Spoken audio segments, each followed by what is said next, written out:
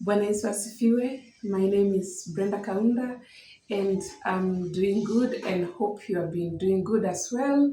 And the Lord has been our strength and our provider and our healer during the week, and we are so grateful and we rejoice for this. And I love being in the presence of God, and I love being where believers are, because there's so much I get from a congregation of believers. When I underwent deliverance, I discovered the spiritual warfare aspect. I could not have moved alone, because I needed someone to encourage me. You cannot be a soldier who is just a lone soldier. There is strength in numbers.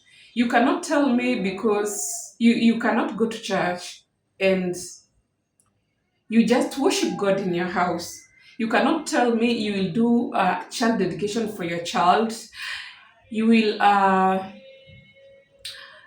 you are the priest who will officiate your marriage. At the same time you're getting married. You are the one who will baptize yourself. You're the one who, when you die, you will stand at your graveside and conduct the funeral service. You cannot do all those. In fact, it's not possible. We all need one another. We need that fellowship of believers and that compromises of the church. And but some people have been wounded inside church, and then they pulled out and said they will no longer go to church. Have you ever had church wounds? Did you ever felt pain being inflicted in you inside the temple of God, inside the church? Because it's not only you who underwent church wounds. There are so many people who underwent church wounds in the Bible, like Jesus. You saw how the teachers of the law, how the Pharisees managed to challenge Jesus. You can see Peter had church wounds. You can see Apostle Paul had church wounds.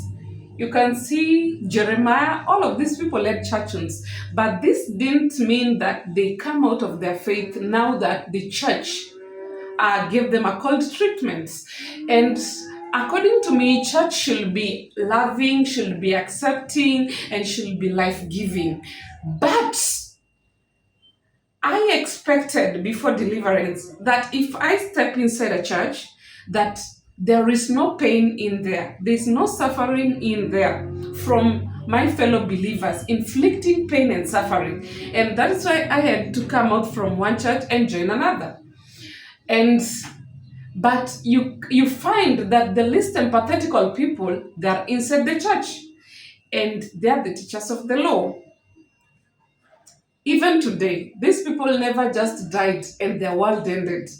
There are some people who are playing the Pharisees part and the Sadducees part and the teachers of the law part, even today, even inside your churches. It doesn't matter even if your churches are, they follow religious to the latter, like the way the Pharisees were doing. And I had deep church wounds, I had deep ones. And these church wounds made me to develop a relationship with God deeply, but not from that spot that I was in. I moved and I went to another church. For an example, when Jesus was healing in the healing people, or when the apostles were healing people, will you rather follow Jesus or stay with the Pharisees in the temple? And yet there is no healing inside those people. They cannot conduct even a deliverance on anyone. So why will you just stick ati mimi nafuata dini na hiyo dini haikusaidii, na Yesu anapita nje ama apostles, and when they're passing outside they're healing people? Who will you follow? You cannot just simply say mimi nafuata dini nilizaliwa na hiyo dini imejaa wakora, hiyo dini imejaa wachawi. It doesn't make sense.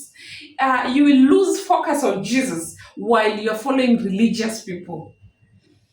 And Do not lose your faith in the name of churches. I underwent this, and so I will never go into any church. It is not 1 million churches that wronged you. It's simply just one that church. And they wrong people in so many ways. And there is a lady, a good example. There was a lady who had a problematic marriage, and she went to church for counseling. And the reasons why she went to church for counseling, uh, her marriage had problems with infidelity and violence abuse. And when this information reaches the church desk, those people are in church, they sit this couple, and they decide to side with that man who was a sinner. And then they twist the scripture to tell the woman, you could have been submissive. Uh, on such grounds, what would you say? And will the church be fair enough to the woman that it judged the woman and left the man? And then the woman said, I will never enter into any church because I found the worst counseling session inside the church. I am not fighting church because I myself, I am 365 prayer house. And what if you went and a counseling was done and it was done in a very wrong manner? In fact, that's why people take it for an option to go for an outside counseling, for therapy outside church grounds, because they see that the society or the church takes a woman like you have to undergo that kind of pain. Marriage has to have that kind of pain. It has to have that going into that direction. But the church refused or did not restrain this man into talking about infidelity, and of which infidelity, even to God, it's wrong. The church never addressed violence abuse. It never. So it means if this woman was to die inside that marriage, then it's okay for the church. We'll just come and bury you and everything is good, as long as you're submissive. Even if submission is written in the Bible, we cannot twist it in that angle. And the man came out freely out of the church ground when his sin was he was not restrained on anything, not guided on anything. And when you look at Jesus' personalities inside the temple, you can find so many things inside the temple, and you place Jesus inside the temple. We can see Jesus flipping the tables inside the temple. And when you see Jesus flipping the tables, he threw some people out of the church. Some people even don't belong inside. He threw them out. He chased them out. Sometimes you can see Jesus in the temple and they're challenging his teachings. You can see Jesus healing people. You can see Jesus teaching people. You can see You can see Jesus genuinely answering people's questions, even inside the temple. You can see Jesus at some point having private conversations with the Pharisees. And now, another person also had church wounds, and in another example, the church did drama. Someone had a funeral and at their homesteads, and instead of the church consoling these people, the church put so much drama and so much scandal for them to bury this person. Instead of church offering hope and preaching restoration to these people, they began to be so dramatic. And these people now from this church, these people who are mourning the late person, they said, after this burial, we shall never go back to the church. And true to the words, they never went to church again. They withdrew and went back to the world. Now I, as an evangelist, do I bring souls to Jesus, or do I bring souls to the devil? Because when you chase these people and when you do these wrong things to these people, most probably they will go back to the world. And when they go back to the world, they will sin and die and go to hell. Now, did you help Satan gain numbers, or did you help God gain numbers? Are you an evangelist of the devil, yet you call yourself a man of God? In another classical example, we have seen, in quotes, men of God defiling people inside the church. How can you talk about it? This person who has been defiled, will this person return back to church? Will this person have a faith in any person called a man of God? So many bad things, sexual immorality has happened even on church grounds. Even today, we see on the news, even there's another time we heard about it. How can you talk about it? Those are churches. Will this person, after being defiled, will this person ever go back to church? He will think that all churches are like that. But I can assure you that not one church wronged you. There are so many millions of churches around the world. All of them never did wrong to you. They never cancelled you very badly. Only one did it to you. And do not cling onto that church thinking that happened in Zalia. Go and follow Jesus in another place. Grow your faith in another biblical, a church where there is biblical truth in it, and they follow the Bible to the letter. And I too, I was wounded in church, and I will not explain about this. And the situation was so deep and it was so terrible.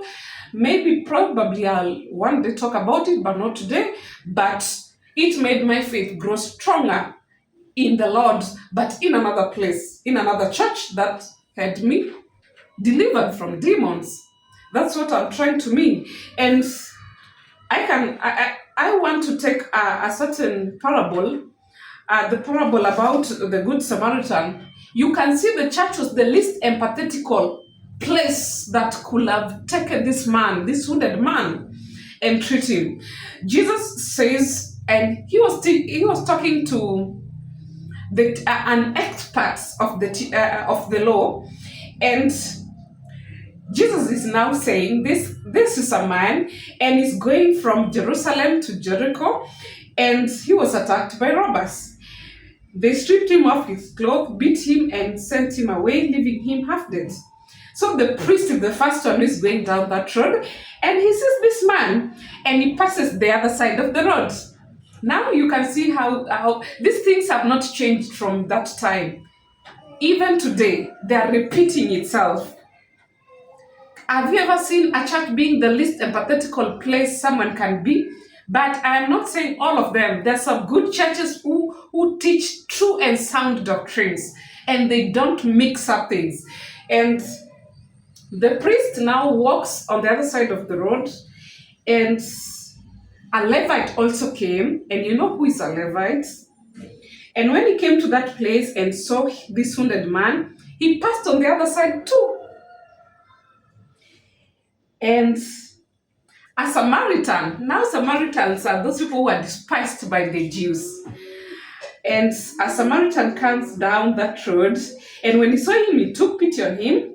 He went to him and bandaged his wounds, pouring in oil and wine. Then he put the man on his donkey, brought him to an inn, and took care of him. The next day he took out 2 denarii and gave them to the innkeeper, and said, "Look after him," he said, "and when I return, I will reimburse you for any extra expense you may have." Verse 36, Jesus is asking now this expert of the law, which of these three do you think was a neighbor to the man who fell in the hands of the robbers? And the expert in the law replied, "The one who had mercy on him." And Jesus told him, "Go and do likewise." But when Jesus is telling us, go and do likewise, do you find the same thing inside today's church? You've had even, in quotes, men of God pronouncing very mean words in front of the congregants, and these words can go and wound that person very greatly, and this person can have a very a different kind of mindset regarding men of God. Even if now the right man of God comes, he or she thinks that the church is very least empathetical, but not all behave like this. And we can analyze situations where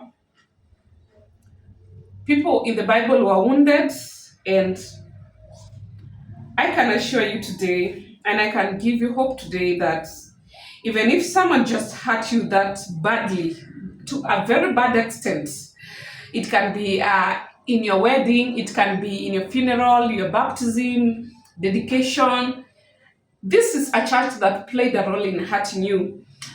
I could just give you words of encouragement that if you forgive them, healing will take place in your life, because Jesus says in the Lord's Prayer, if you do not forgive them, how do you expect your Heavenly Father to forgive you? So forgive them, even if they hurt you, so that healing can take place instantly in the areas of your life. Some things may stagnate in your life just because you never forgive them. So for me, I forgive them. But if I forgive a church for doing this to me, I do not mean that I should go and worship there. It just simply means I forgive and I keep my boundaries very healthy. I don't go to the same place that I never encounter deliverance. I don't hear sermons that are being preached that are biblical truth, and sermons that are not compromised, that in a church I can walk and people are just preaching about blessings. As much as we love such sermons that preach about blessings, I also need areas in the Bible that the Lord is warning Brenda, that the Lord is telling me, if you don't do this, this will happen. If you don't do this, this will. We cannot just look at the Bible like we are looking at verses that bring us a good feeling. We also have to look at Jeremiah. The Bible, if you look at the book of Jeremiah, it's talk about judgment and what false prophets are or what false teachers are. So you cannot tell me, there's some books in the Bible, you cannot preach them in other churches. They will tell you no. Because these verses or these books, they're talking about what is happening inside that church. If I started preaching today about the book of Jeremiah in a certain church, they can chase you out, because the exact things that are in the Bible are the exact things are on that church pulpit. And so this will affect them. And you will think that the Pharisees just died and went like that. There's also modern day Pharisees, even inside your churches. And now let us look at people who are head churches in the Bible. And the first person I want to look at is Apostle Paul. And in Acts chapter 23, the high priest is called Ananias. This is the high priest, makuhani, wale wamevaa vitu kubwa kubwa hivi robes, they look like the ones closer to God, but their minds are very far away from God. These clothes are just mere robes. But when you now come to real biblical truth, I find these robes, to me, it's just it's not very important. It can mislead you that when you wear them, that you are now almost close to heaven. But your mindset, it's very far away from God, that you even don't know how God works. And now this is a high priest in the temple, and he ordered those standing near Paul. Paul had been arrested, and now this high priest is now ordering those standing near Paul to strike him on the mouth. It's like beating that person or slapping that person on the mouth. And what Paul said to him, God will strike you too. You whitewashed wall. You sit there to judge me according to the law, yet you yourself violate it by commanding that I be struck. Those who were standing near Paul said, how dare you insult God's priest And you know, these people who have those big robes, now they think you, as you preach like this, that you are the one who is demonic possessed. The same way they were telling Jesus, you have Beelzebul. Yet in the real context, it is them that had demonic influence in them.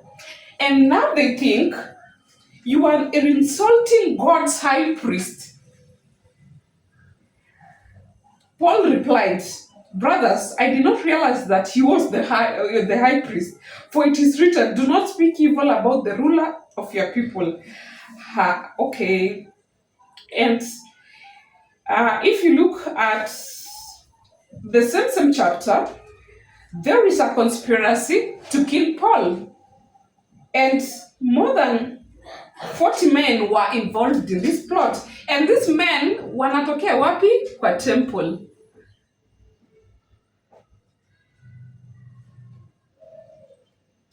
Acts chapter 5 also. In Acts chapter 5, you can see the apostles now. They have healed so many people and they performed so many signs and wonders. And they were highly regarded by the people. And verse 17, we can see the apostle being persecuted.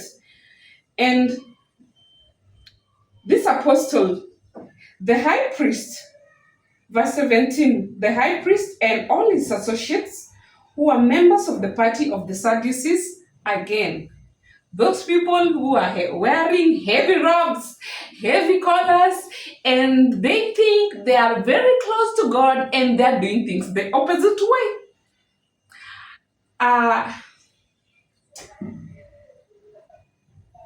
Then the high priest and all his associates who were members of the party of the Sadducees were filled with jealousy. Now, you know, even when I underwent deliverance, some people who call themselves men of God, they were asking, aliombewa na nani? Who prayed for Brenda? How did Brenda get how did Brenda underwent? How did her healing came to be? They ask questions, yet I never underwent such kind of things in their hands, on their hands. And these things keep on repeating itself from the Bible to us. Solomon said there is nothing new inside. There is nothing new under the sun. Things keep on playing. History keeps on repeating itself. And when your church that you fellowshiped with, they discover that someone else did deliverance, they start asking, where? Alifanyiwa wapi? Na nani?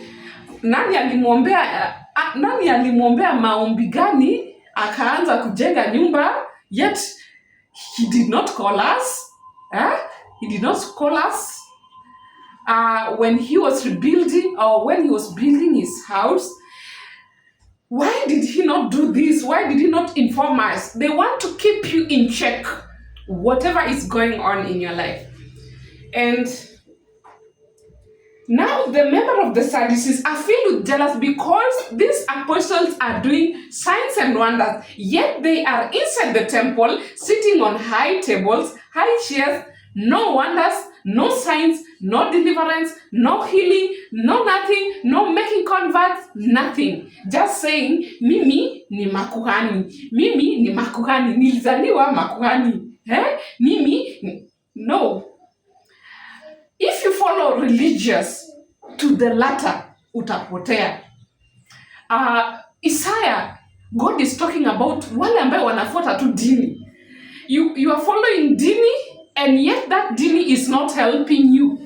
It is blocking you from getting deliverance in another place. Although you must have discernment because there's so many wrong churches outside there. You can jump from the fire into now another fire. But you cannot limit yourself to be so religious. Remember, hata in the book of Jeremiah, kuna watu walikuwa tu wanafuata dini. Lakini Mungu bado judgment ilikuwa inakuja. Now, Jeremiah hawamfuati, but Israel and Judah were following dini yao, wanafuata tu dini na hiyo dini haiwasaidii. Yet judgment is closely approaching. Peter is healing a lame person outside the temple, and you are inside the temple and you cannot get healing, but the healing is outside there. Well, which place will you choose? Just staying there where there is no healing, there is no deliverance, there is no nothing, and following the apostles. Who will you follow? The apostles, or just sitting in the temple with the Sadducees? When I talk about this is not for purposes of attacking people, but it is for purposes of enlightening people how the Bible can repeat itself even in our lives.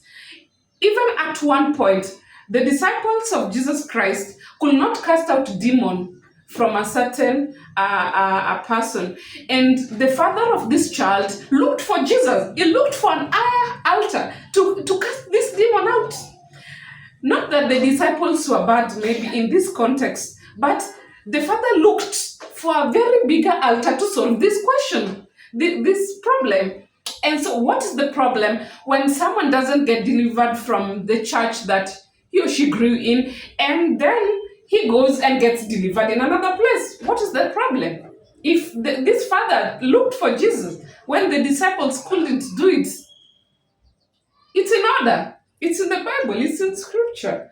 And another person, the apostles now, because they have healed many, now this the house of the members of the Sadducees are feeling jealous.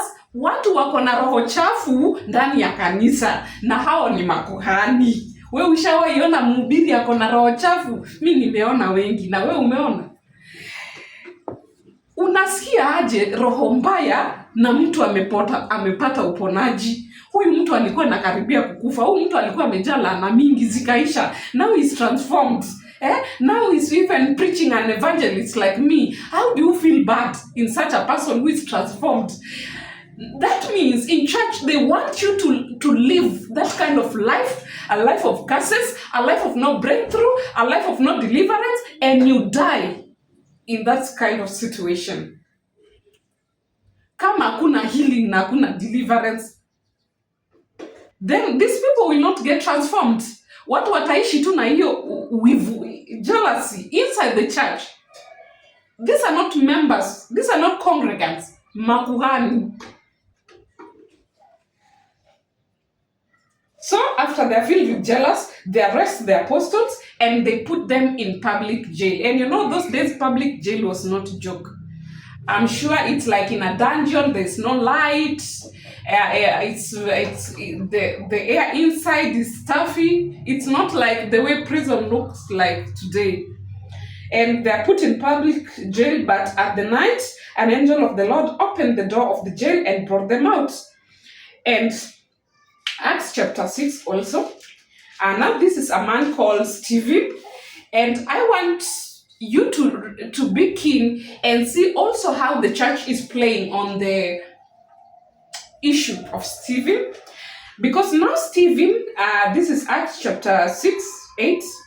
Stephen is a man full of grace, full of God's grace and power. And he performed great wonders and signs among the people. And anytime these people see great signs and wonders, shida inaanzia hapo. They want you to be powerless, that you are just in church. Bwana Yesu asifiwe. John 3:16, for God to love the world. Amen. Now you can go home. But when you start displaying some more spiritual things than them, there is a problem. And that is why there is a video that I said, God knew very well there are some places I walked in my life. There's some houses I walked in my life. God could not have given me this ministry when I was still in the custody of some people. I could be like Stephen. They could have uprooted me long time when I was a child. And he knew the right time for me to talk about this. And now Stephen also is a man of grace and power and is performing great wonders and signs among the people. opposition arises. Another thing, and opposition came from members of the synagogue. The same people inside the temple, and now Stephen is stoned and he dies. This is verse chapter 7, verses 54. Stephen is stoned and he dies. And chapter 8, the church is persecuted and scattered. The apostles were scattered throughout Judea and Samaria. And godly men buried Stephen and mourned deeply for him. And Saul began to destroy the church. And remember, Saul at that particular time, he was a Pharisee. Saul was a Pharisee now. He's persecuting the church, the early church. And Paul was, when he was a Pharisee, now ye ni makuhani, lakini hajui anaumiza Yesu. Na this is funny and sad at the same time.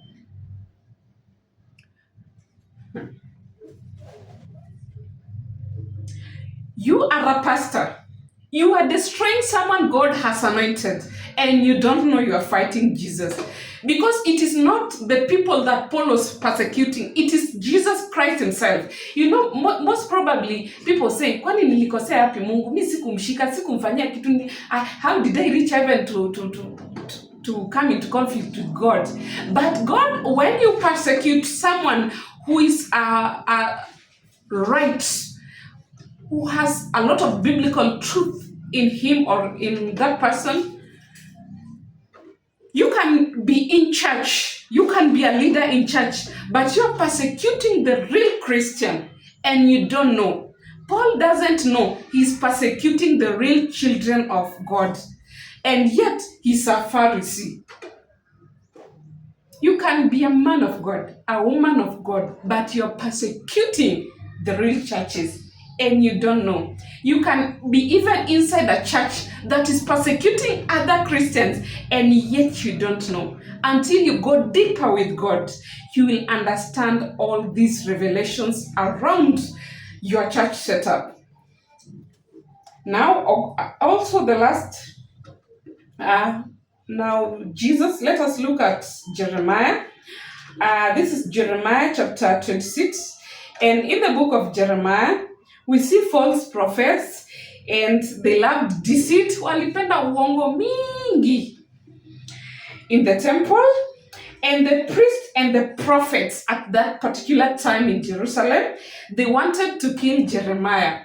Imagine in the courtyard of the temple, and yet Jeremiah was sent by God to proclaim judgment against these people.